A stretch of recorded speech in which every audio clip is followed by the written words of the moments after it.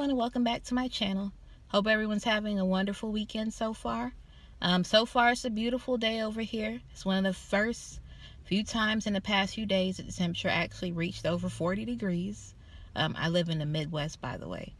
I just moved here a couple of months ago, and let me tell you, I'm from the South, and it's taking me a while to get used to this cold weather.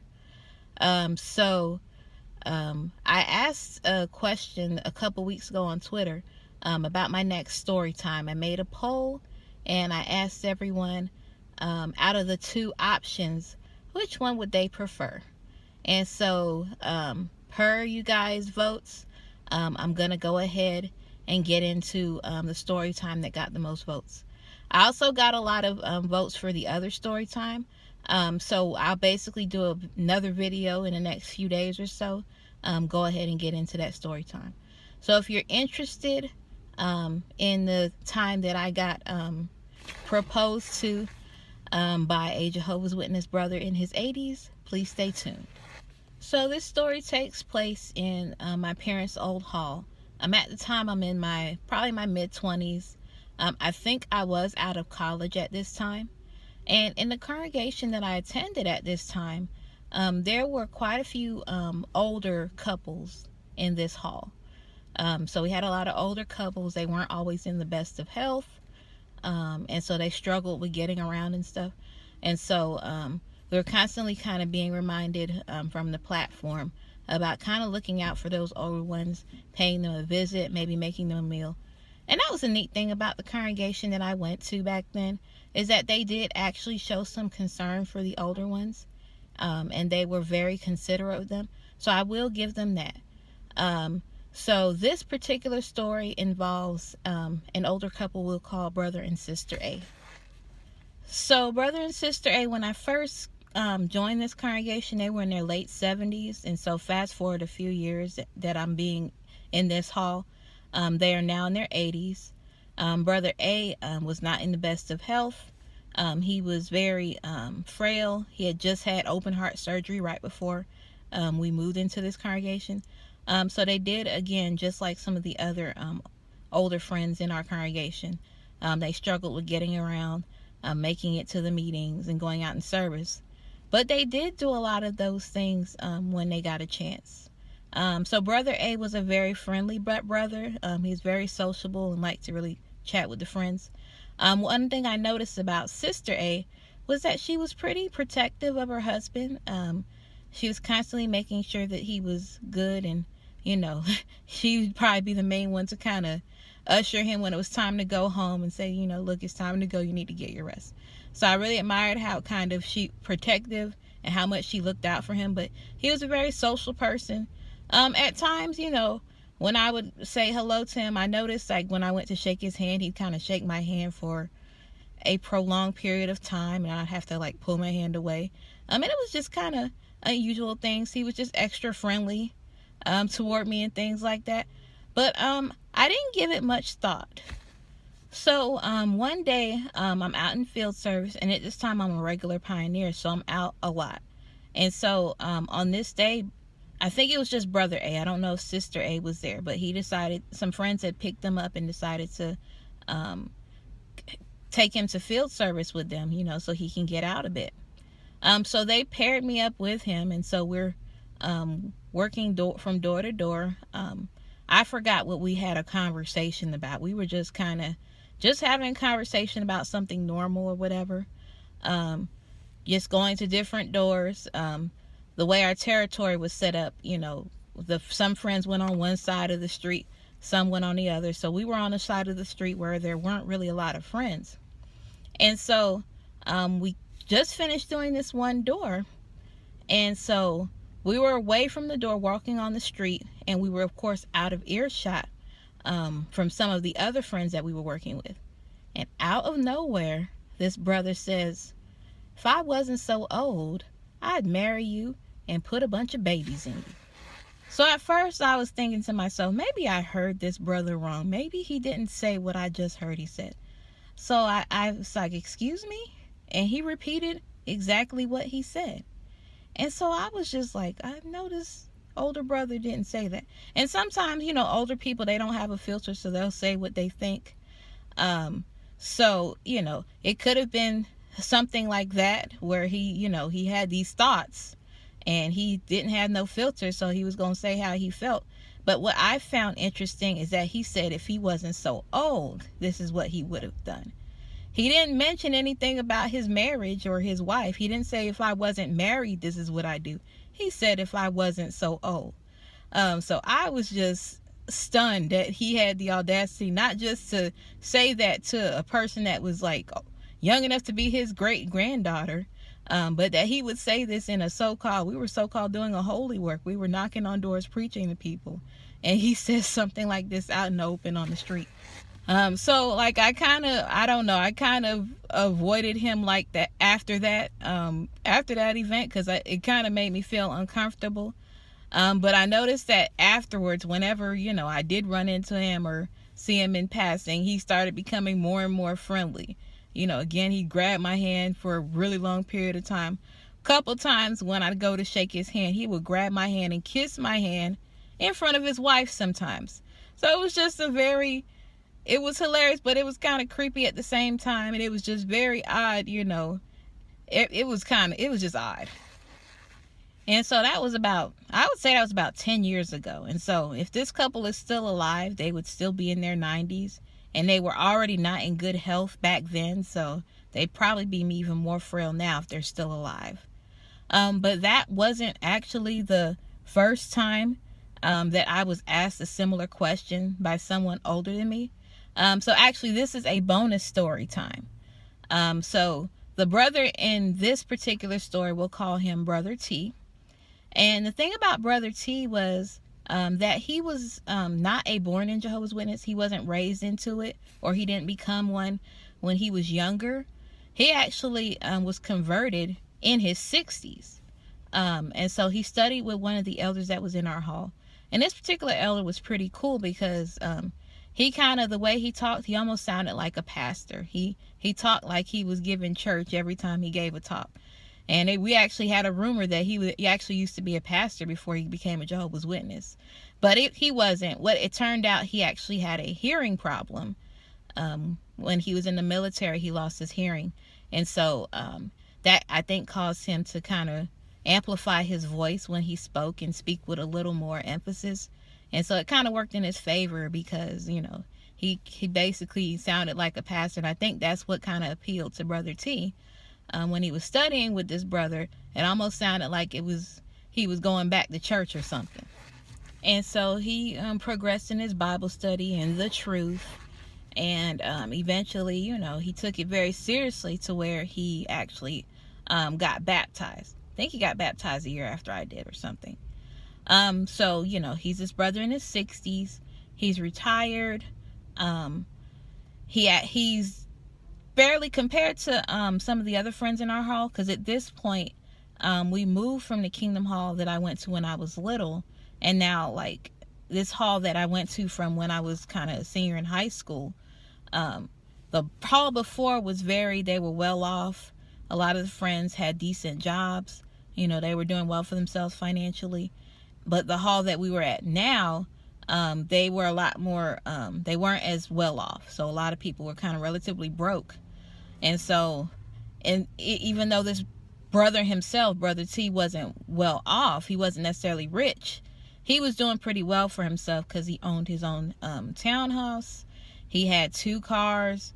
You know, he was doing pretty well financially. I guess he had got retirement or whatever.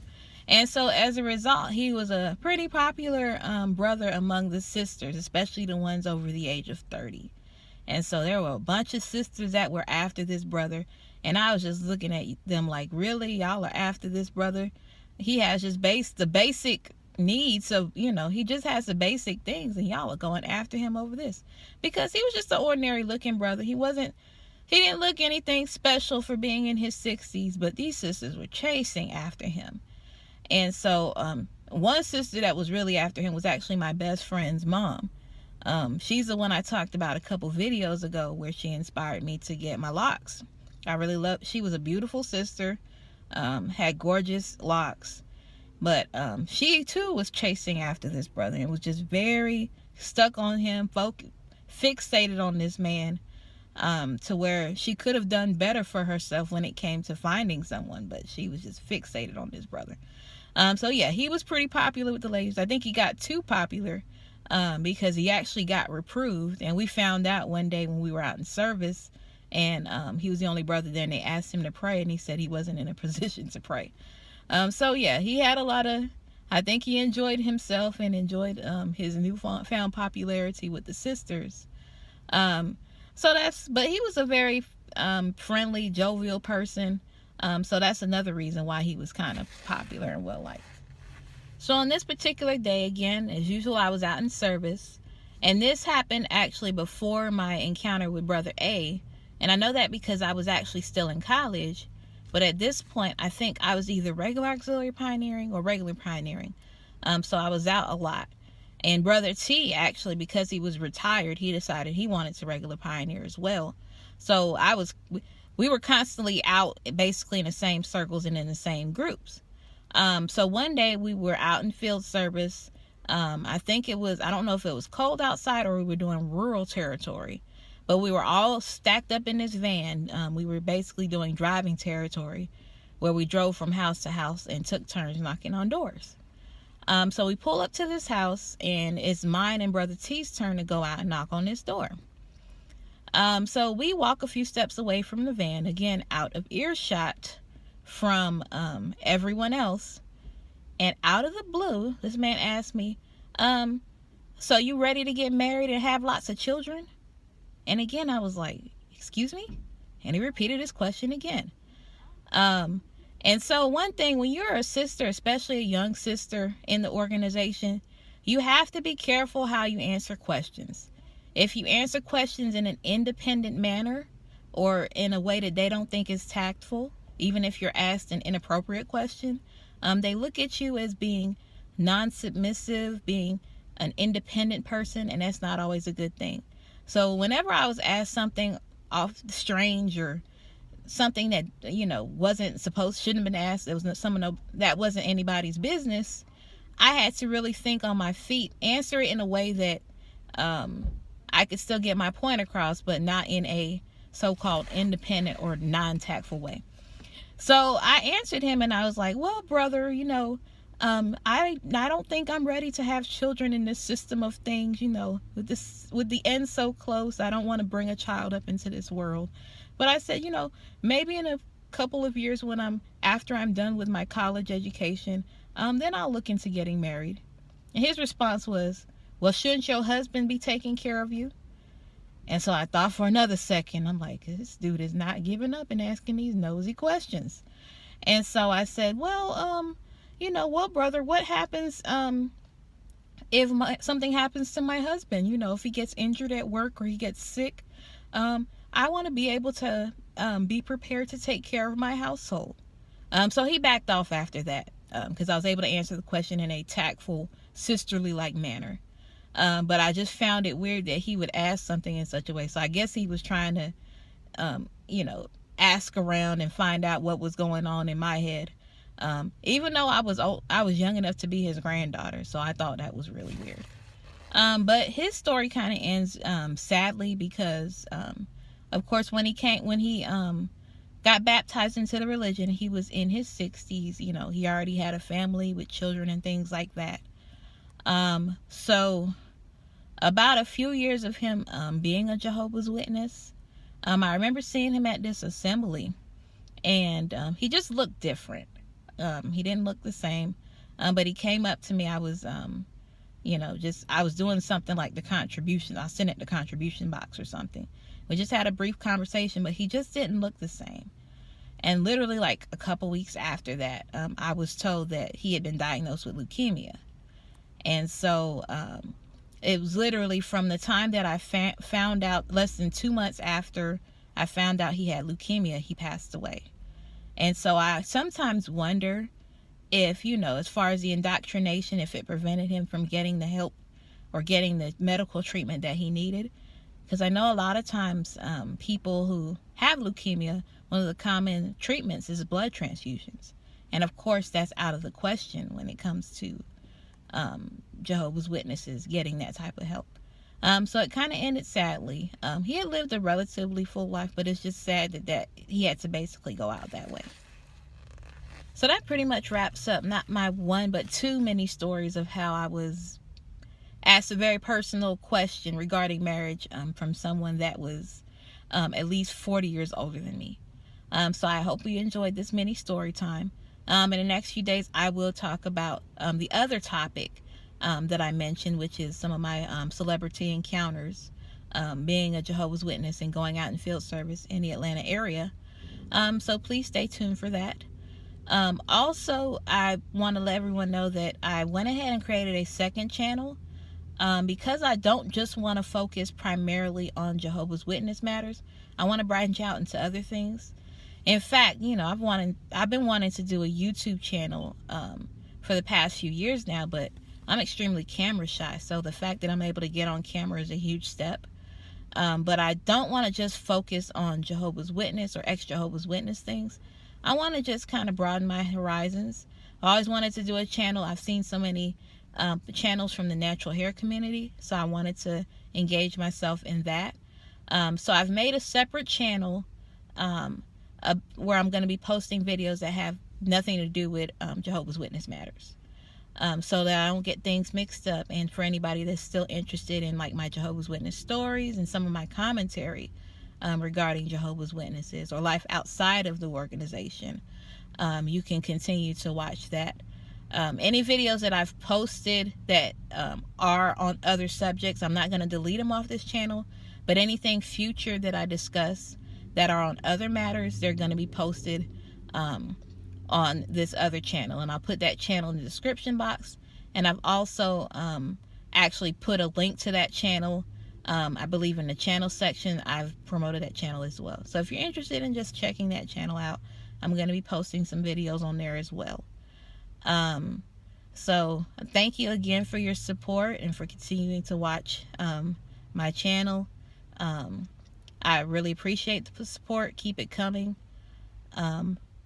Again, please continue to check out the channels that are in my description box of those YouTubers as well. Show them some love.